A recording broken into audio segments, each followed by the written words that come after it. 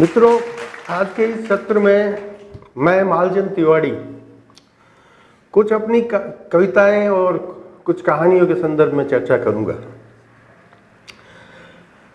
हमारा वर्तमान समय बहुत जटिल समय है।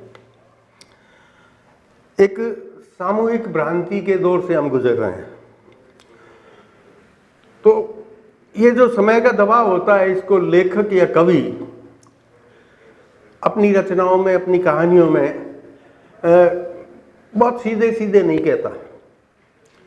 उसकी भावनाएं थोड़ी प्रछन्न होती है, क्योंकि कविता इशारे की कला है और इशारे भाषा के माध्यम से किए जाते हैं। हम आमतौर पर इशारों को शारीरिक स्तर पर ही समझते हैं, लेकिन भाषा शरीर से कहीं ज्यादा खूबसूरत इशारे करती है।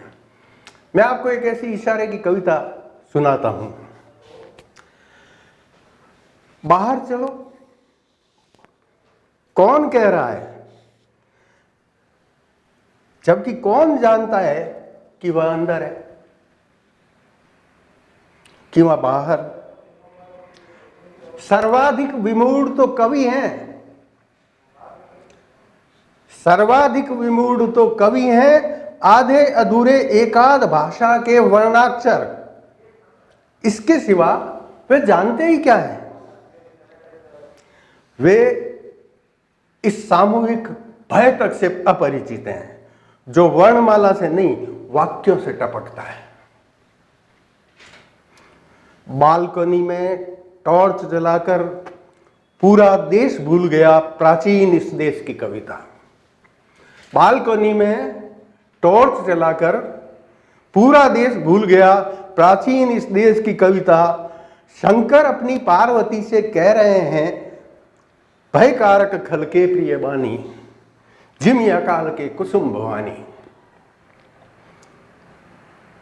आइए एक बार मान भर लेते हैं कि हम अंदर हैं और बाहर निकलते हैं।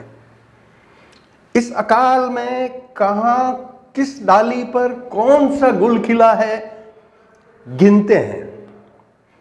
ठहरो भाई, आ रहा हूं, अंदर नहीं भी सही, लेकिन तुम्हारी पुकार सुनता हूं, बाहर निकलता हूं। एक और कविता मैं आपके लिए लेके आया हूं। यह भी इशारों की कविता है, आप इसके इशारों को पकड़ पाएंगे। शुरू करता हूं। कोई भी रंग हो, भगवा हर भेष है, संसद के फैसलों में अगवा ये देश है। पंचतारा बाड़ों में पशुगणना चालू है, मतदाता रोड पर पहाड़ सी जो ढालू है।